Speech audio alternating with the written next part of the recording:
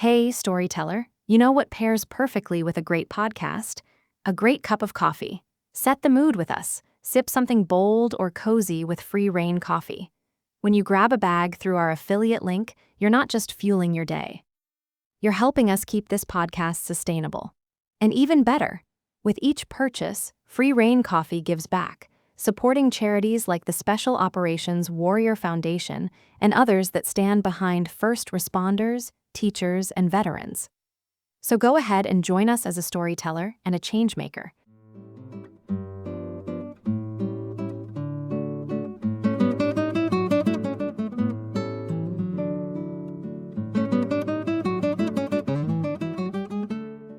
Hi, storytellers, and welcome back to the Storyteller Shelf podcast. It's Jackie and Teresa, and we are here with another exciting episode, the recipe for author entrepreneurship.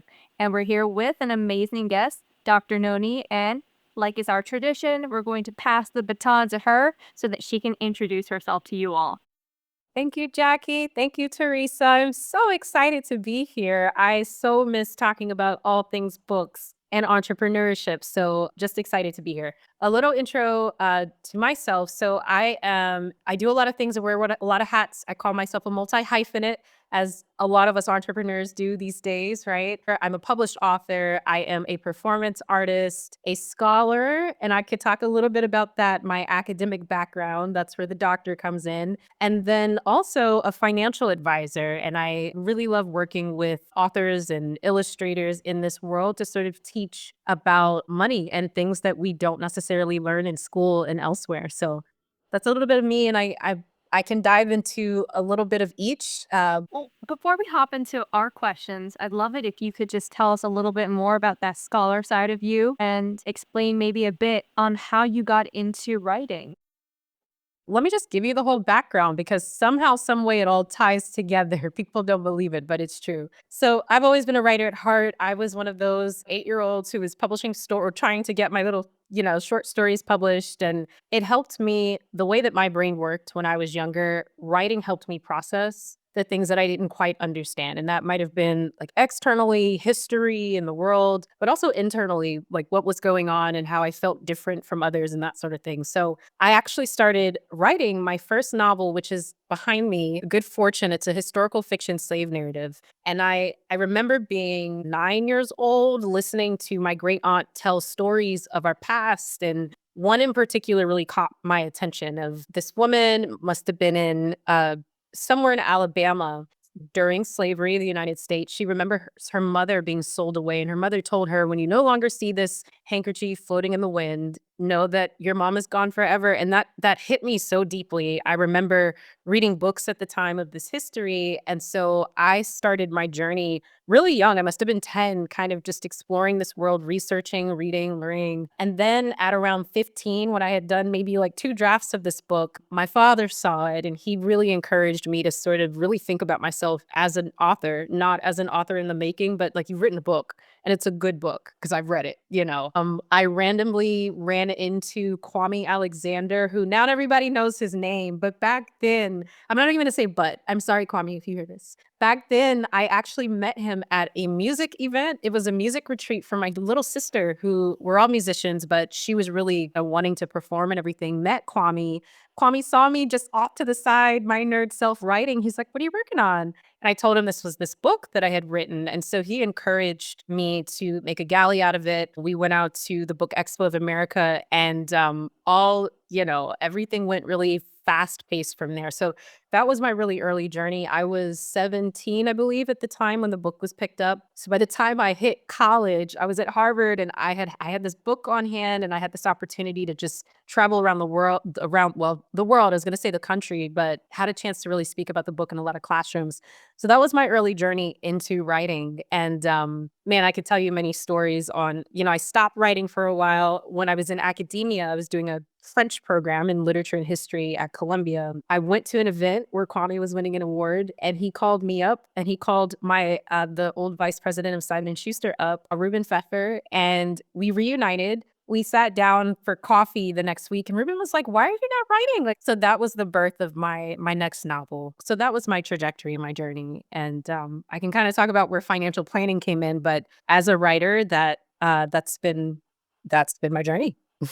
That's amazing. I love it because we have a lot of different people who come on this podcast from different backgrounds.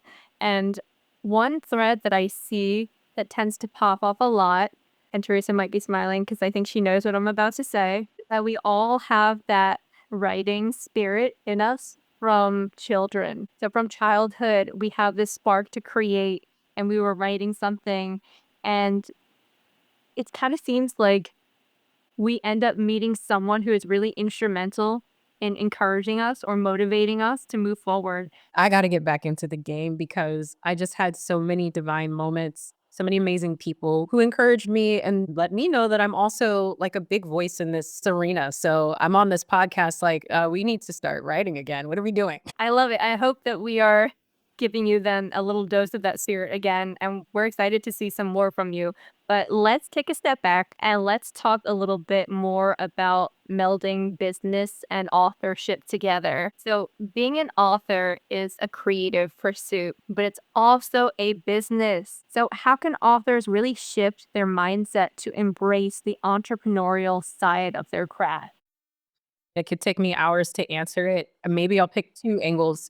I'll talk about myself and my journey towards that answer. And then I'll talk about kind of how I'm coaching authors to think differently about their work. For me, I've always had the kind of brain that needed both the creative and the practical, but I didn't always know that. So, because I also grew up as a pianist, I thought I was going to go to school for piano, and integrated into you learning that is the practical and the creative. Like you have to be there practicing.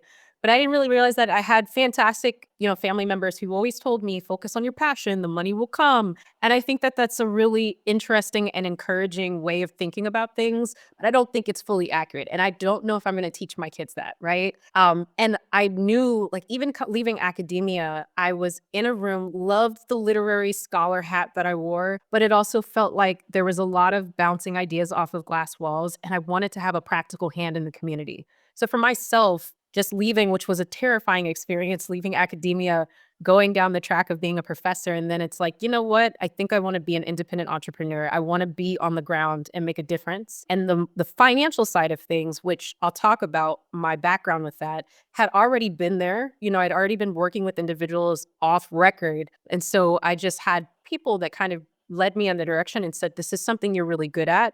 Why don't we see if we can make this work? So for me, it was just a terrifying transition to think to myself and realize this practical side of your brain has to come out if I want the creative to have a place in my life and not get lost in it, if that makes sense. So it's taken, and now I've been in this industry for a little bit. Now I'm coming back to that nice balance between the two. And it feels amazing to be able to have you wear both hats, if that makes sense. Come to think of it, so I'll tell a little bit about my story and then I'll get to the other side of the answer. So same story. When I published my first book, I received what I thought was a pretty large advance at the time, right? And I won't mention who, but a person really dear to my heart took the advance, managed it for me, told me, don't think about the money. We argued about this. Don't think about the money. Let me do this, best of intentions. But when I say that money was gone in a very short period of time, I realized very early, like, there's something missing here. And I want to explore this industry and understand what it is. So aside from my studies on my own, I was doing day trading and trying to figure out how markets worked and how the full comprehensive picture worked. And then I started managing friends and family's portfolios and helping them budget. So that had always been a part of my language. I just never understood that I could actually integrate it into a career as a creative at the same time. So Teresa knows I love working with creatives to sort of even those that tell me this is not how my brain works, it doesn't matter. Like, there's always a creative way to think about the practical and integrate that into our lives. And I think it's really important to know that if we want to, we can absolutely wear all of these hats. It's something I do, and it's totally possible.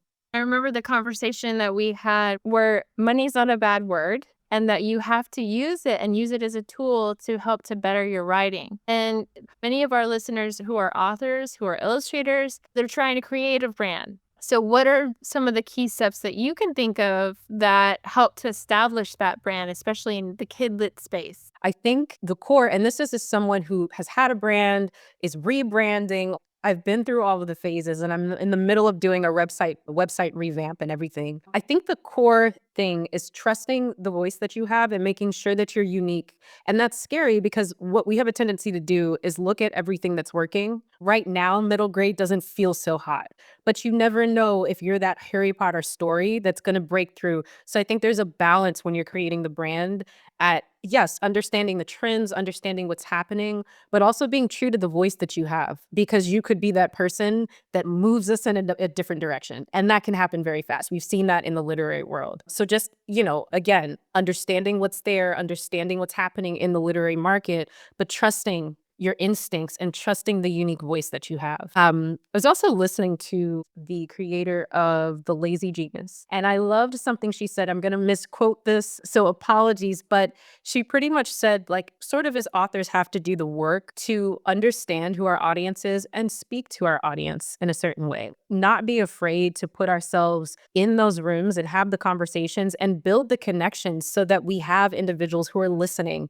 when it's time to put that work out there. So I think that that's important as well. And then I'm always going to come back to the money side of things. Teresa, as you said, not just as authors and creators, but even in the world of academia, I think that we're taught to somehow have some kind of shame around having money, which leads to not being able to manage it correctly. And I am the first person that will tell you, as a person creating your brand, just making sure that you're surrounding yourself with little tips and tools that'll help you manage things correctly. If that means creating a marketing budget, instead of just throwing all your money at a project, create a budget right up front and tell yourself, I'm only spending this amount in 12 months. I see a lot of people get in trouble with that. They get excited. No, when the money runs out, then we turn to our creative brains to figure out another way to get in front of the people we need to get in front of. So not forgetting the little tips and tools. And that's sort of something I coach my people to do. So, feel free to talk to me to sort of figure that out. I'm just going to put that out there. Dr. Noni, you keep saying turn to the creative brain sometimes, like we have a little friend on our shoulder that's going to help us out. And I love that because I think it's really true. So I want to ask you, as both an author and a financial advisor, you have a really unique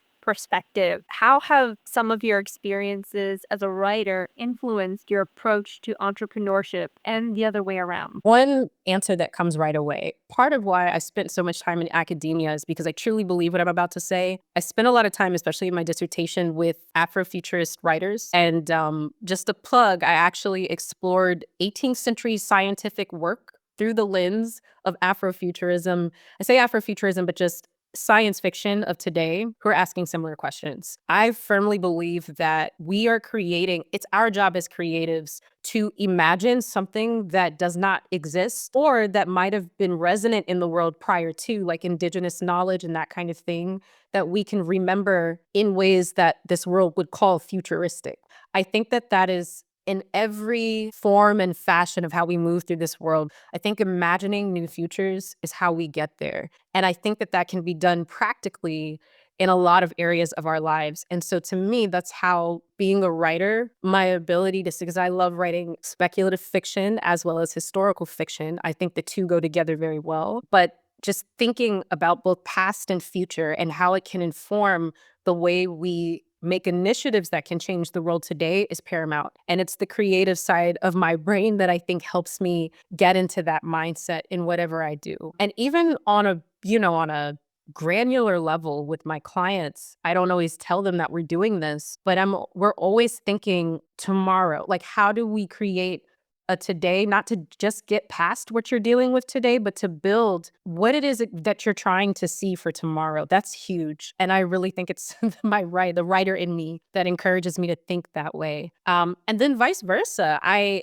think I've learned how to become a better writer by moving in the world of entrepreneurship and the practicality in my relationship with people, in the necessity of just getting things done, right? Like you can get lost on page and just linger forever. But it's a way to say, listen, there is a structure to this. This is a business. As a writer, especially if I want to make money and win awards, this is my business. And so I need to sort of apply the practical sides of myself, of my brain, in order to get it done.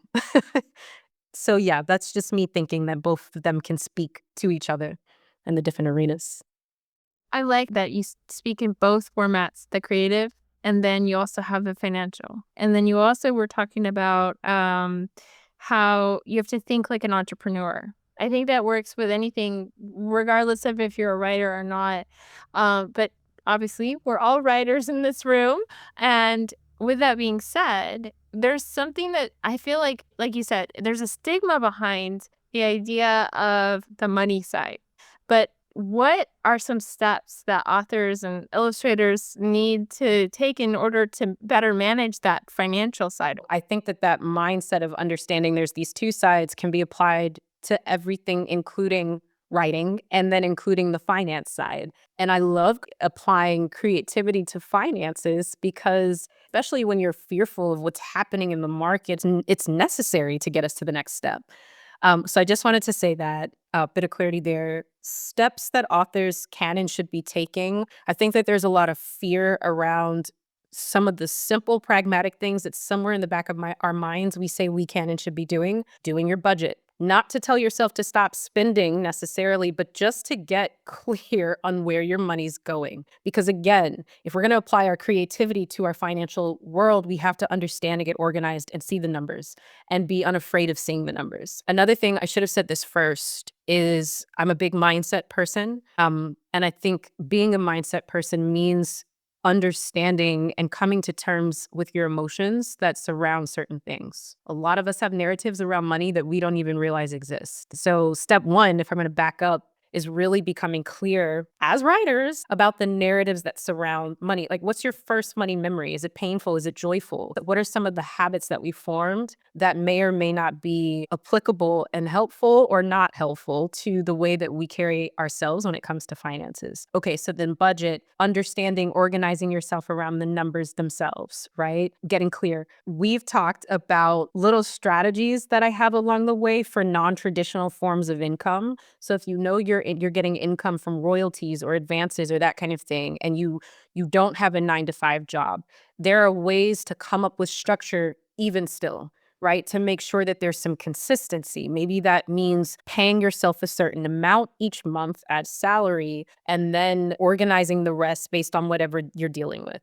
So there's that, being creative with the way that you're paying yourself. Debt management is big, and it's also not as scary as it might sound. So again, understanding the numbers so that we can clear out the debt and start building and growing for that wealthy version of yourself, that exists in the future. So a lot of people, I think we tend to look at our expenses, especially as writers, and we put paying ourselves first on the back burner. That is essential. Moving that up to the front burner, right? And saying, even if it's $50 a month, let me make sure that I'm growing something, whether that's for my nest egg or for my future business, whatever the case may be. I wouldn't underestimate putting aside just a little bit to save for the future. I will say one more thing. I know I'm just throwing out a lot, but I know a lot of us, we might win an award, right? Or a fellowship, right? When I won the PIN, there was money associated with that. And that's going to happen for any of us that are out here in the writing world. Having a plan before that money comes is essential.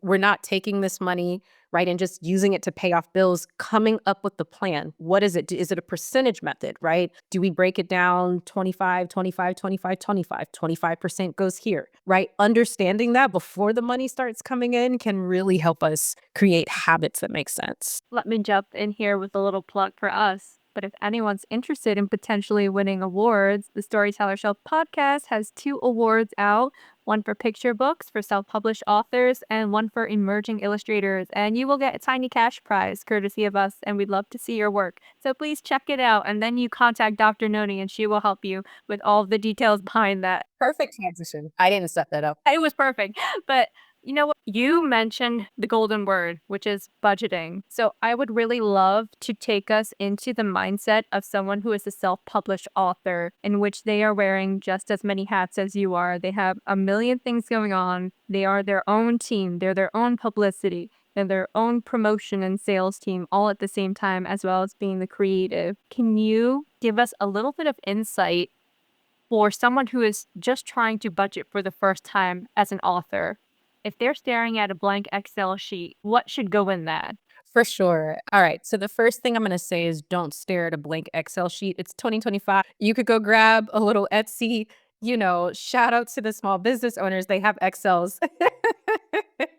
Okay. And there's some really good products out there that you can find for a couple couple dollars, right? So don't stare at a blank Excel sheet. A second thing I'm going to say, which might sound a little bit more complex, but it's very important. If you are an author and you have your own business model, like an LLC, and because you're succeeding, even if that means it's in the future, make sure early on that you're not commingling funds. And so when it comes to budgeting, you want to separate your personal expenses from your business expenses. And it's important to do that early so that when you do start growing and you pull on team members like myself or a CPA, an accountant, we're off very quickly to the win because you've already done that homework. So if you're a business owner, make sure that you're segregating, is what we call it. You're not commingling funds. You have two different budgets, one for business, one for personal. Okay. And then third, really just, again, there's a reason why this emotional storytelling came up when I mentioned budget. That's going to be the first place to start because 90% of people who stare at a budgeting worksheet, there is some kind of fear associated with that. Getting comfortable with that fear and then just diving into it. It takes a little bit of time. I tell some of my clients it's going to take you about 3 months to actually get your numbers accurate. So just track, maybe carry around a journal, get a sense of where you're spending. Don't tell yourself you're going into a budget to cut your spending. That's not going to help. Just do it with an open mind. Have fun with it and just start filling in the pieces from there. I think that that's really important. From there, you can then start strategizing. But think of budgeting as a creative storytelling process. What story is it telling? And think of it as a positive thing.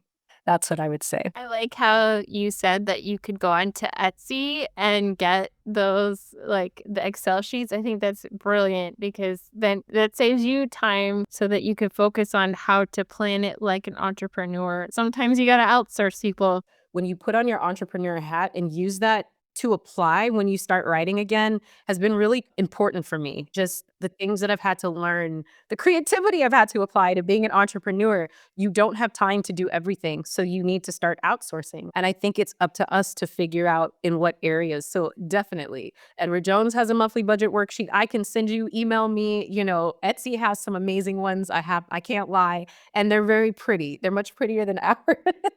Because I'm starting to get into that mindset of how can I budget as an author and get into thinking like an entrepreneur as an author. See, Excel might not work for you. It might be a great place to start, right? Especially for everybody has day-to-day to week expenses. So that's a great place to map it out. But get creative with your budget, right? Like, as you said, a lot of our income is non-traditional. So I had a lot of clients who come to me and they're like, well, I get paid 5 times a year. I don't know what to do. So write down those 5 times, write down a range. What is the lowest amount you could receive and the highest amount? Then we want to start averaging those numbers and then we can break it down so that you don't feel like you don't have any money in January because you get paid in April. We can make sure that every month you have something consistent coming to you. And I think that's the challenge for non-traditional income folks is to be creative enough to find some consistency in your finances. That's key. And it settles you down a little bit, right? Right. This is great. This is brilliant. And actually, you've already touched on 2 of the questions that I already was planning on asking you. But there's a lot to be said about long-term planning. If you don't mind sharing, what does the financial sustainability mean, especially if you're just starting out and your budget, like you said, you might get like, I made $5 this month, you're right? So how can you make that spread out, especially if you're a self-published author? Might be a little different compared to somebody that's a traditionally published author. And what does that look like for not only self-published authors, traditionally published authors, but you have the illustrators? How does that work for them, and how can they work towards it in future?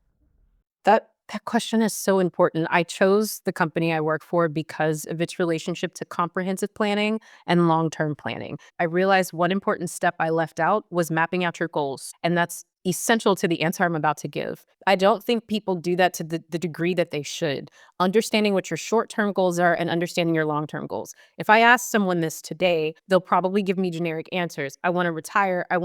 That answer looks different for every person, I promise you. And the plan that you set in place is going to be based on where it is you're trying to go short term and long term. So the first step is to understand that. Where are you trying to be? Where are you trying to go? What do you want this thing to look like 30 years from now? Those are important to think about today because they inform the strategies that we then put in place. And so then you can turn to the strategies. Saving is a huge piece. I'm really big on what I call a percentage method. I kind of hinted at this earlier today, but if you understand your goals and you figure out what your foundational buckets are, right? Having a nest egg should absolutely be one of them. And then depending on what your life looks like, you can go from there. If you know you don't necessarily want to work in retirement, I call it your future self rather than retirement because I am a creative. So if you know that you want to have something set up for your future self, that means we should put a bucket in place today. Even if it means we're putting $5 in, $5 over time compounds and grows. So understanding like the back burner idea is for yesterday. Today, we have to start putting these things in place. A good example that I have is when I was leaving college or in my PhD program, but I understood very early, I'm not making a lot of money. I'm in New York. I'm an academic, but I do need buckets in place for wherever I go later. So right up front, I had my savings bucket, I had my investment bucket, and I knew that I wanted to be a business owner, even if that just meant writing books. So I had a business bucket.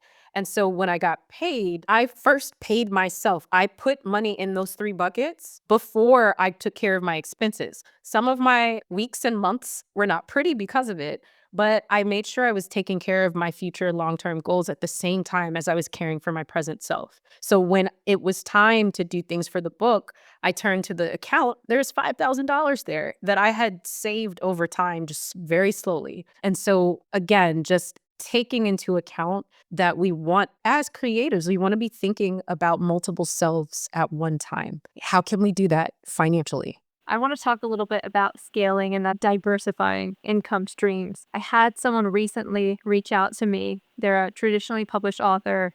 And they said, the only way I'm getting money right now is through book sales. So that's royalties. And then when my manuscript is acquired, so advances. She did not know what else she could do to make this work because she wanted to take her authoring and turn it into a full-time career. I would love to pick your brain and ask, what are some strategies for scaling an author business beyond just book sales? First, again, I'm a mindset person. That first starts with mindset, right? This is something I did not grow up thinking about, and I wish I did, but it's okay. We're here now. Understanding that you can't, giving yourself permission to be multiple people at one time, especially if you're growing something.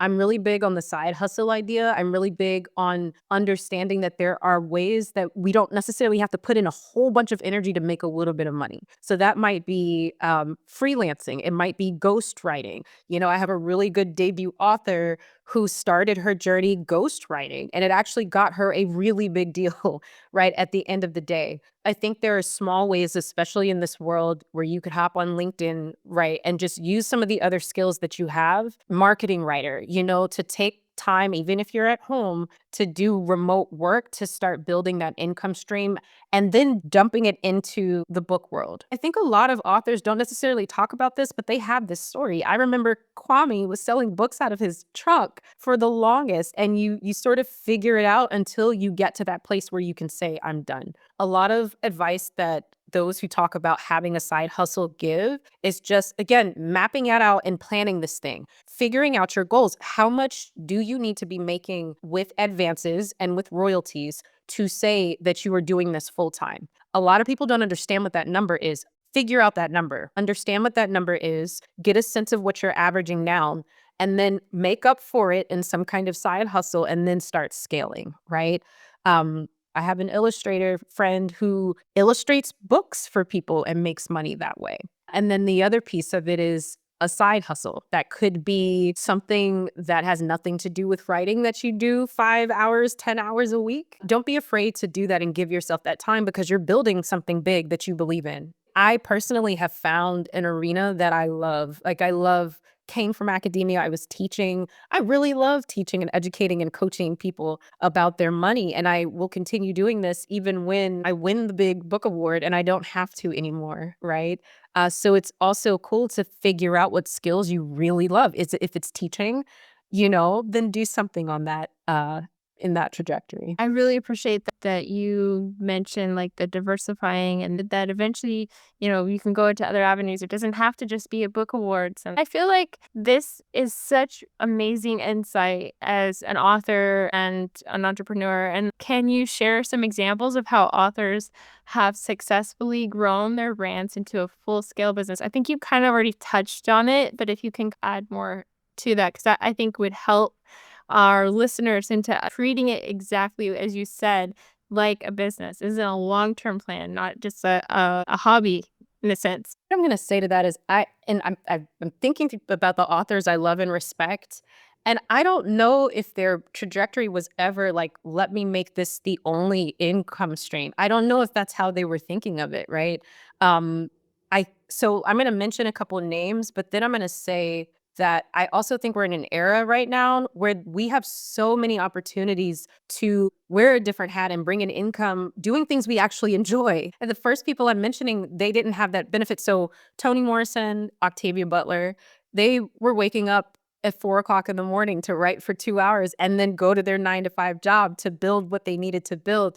I know Toni Morrison, she has the background as an editor. So I think, again, diversifying your income stream and finding things that are either parallel to who you're becoming as an author will help that long-term picture. Because even when you're publishing books, you might want to have something to lean on the side, not because you need money, but because it's just a way to sort of enjoy life in a different kind of sense. I'm really big now on having those multiple sides of yourself speak to each other. So and maybe that's not a satisfying answer. I know some of you out there only want to write books, but I'm the kind of person who I want to be engaged in more than just that, so that the work I'm doing outside of my writing can inform my writing in really meaningful ways. Another person I'm going to mention, I need to actually see if I can book an interview with her.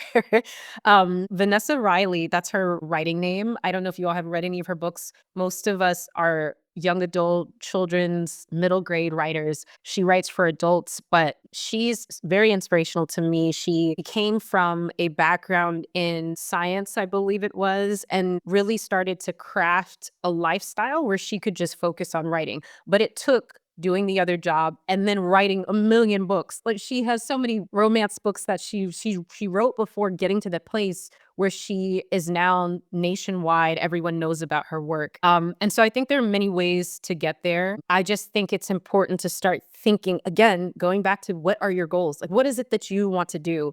I don't think people spend enough time on that question. What does long-term look like for you, right? I don't think it ever was for me just being a writer. I'm a lot of different things, and I want to make sure they all have space and time. And so building a sustainable entrepreneurial lifestyle, even with financial planning, like, there's a way that I build such that later, 15, 20 years in, I have more time to dedicate to my work while also serving my clients. I thought about that before I came into this industry. I spent 2 months figuring out what my long-term plan was going to look like before making this leap. Trust me, you are full of a lot of insight, like Teresa said, because a lot of us as creatives, we forget we have the power to think of the practical. And in fact, the next question I'm going to ask really skims back to that, which is I want you to think of the person who, again, is just starting out, our newbie, who is our favorite type of person, because we've all been there. So they are sitting down, they have their manuscripts, they want to run some sort of business with this book.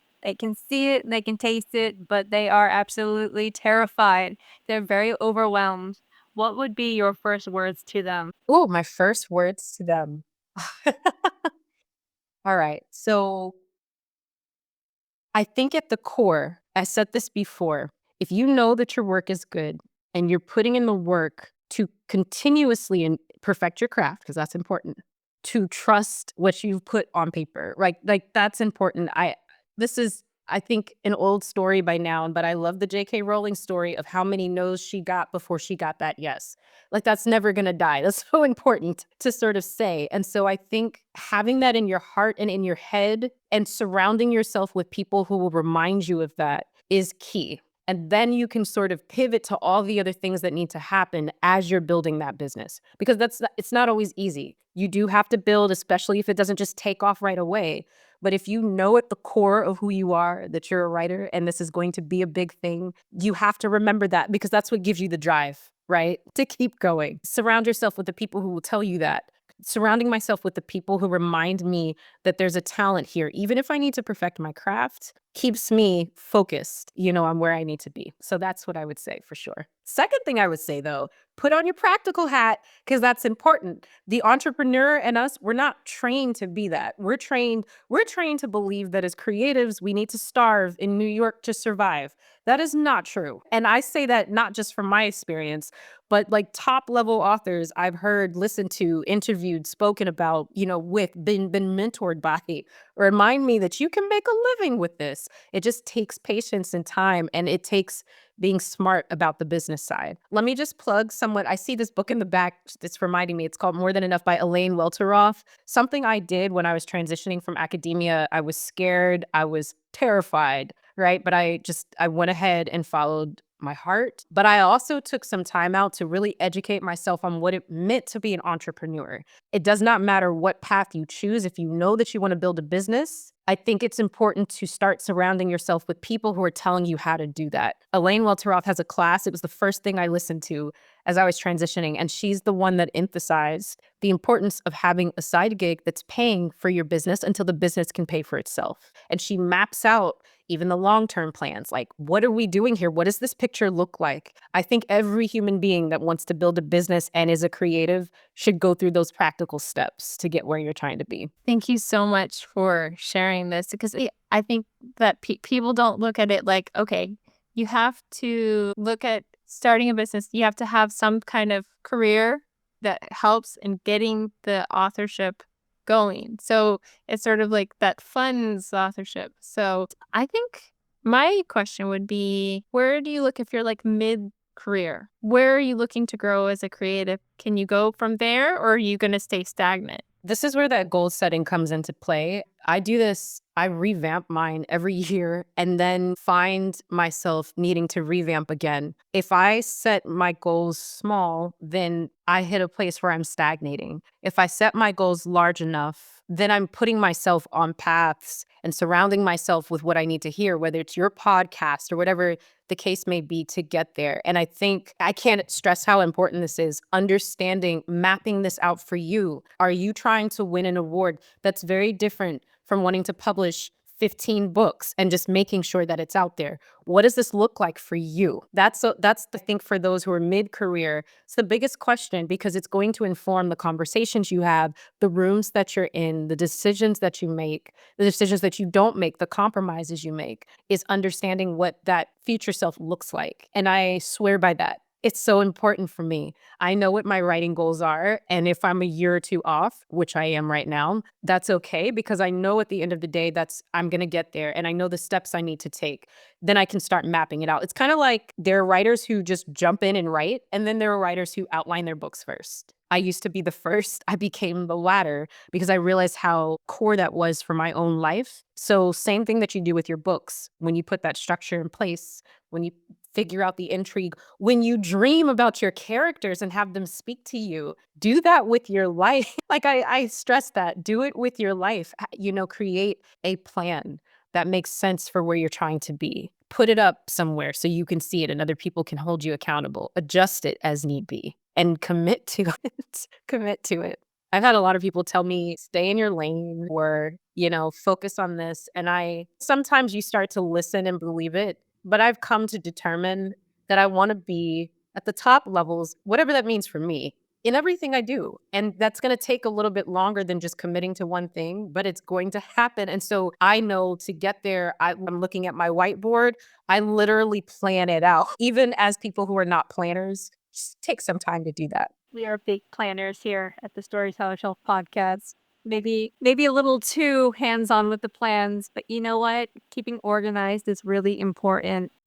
And we spoke a little bit about how there are resources available to people to help them plan. So I would love it if you could give a few more of your recommendations on what tools, what resources, what systems would you recommend to help creatives stay organized and stay on top of goals and finances and authorship altogether. Before I say that, I was thinking there's this thing that I do with myself where I realize there's 4 phases that I go through. And I've done this enough times to understand how I work, how my brain works.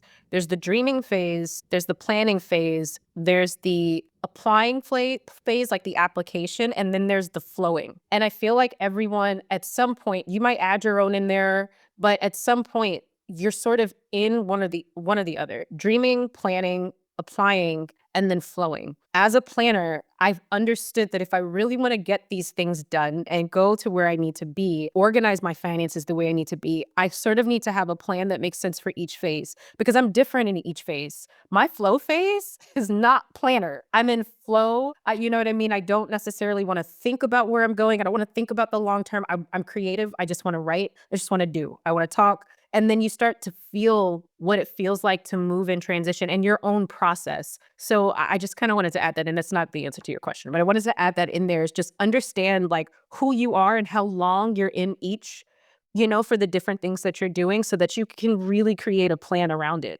and then build the finances out. Writing apps or organization, I'm a Scrivener fan. I love Scrivener. I love how it organizes your life and your thoughts. I'm a writer who likes to write the end and then the beginning and then the middle and then maybe that chapter. Scrivener allows you to do that. So that's one tool. In terms of finances, that's a little tricky. So I think there are apps that exist out there for like kids and organizing. You find budget things on Etsy. There are a ton of budgeting apps. And I'm kind of putting myself out there to say, this is what I do. I'm big on having human being connections to help you walk through the steps or to hold your hand. And so just know that there are people like myself, advisors who are out there that can walk you through this and take away some of that weight so you don't feel like you're doing this all yourself.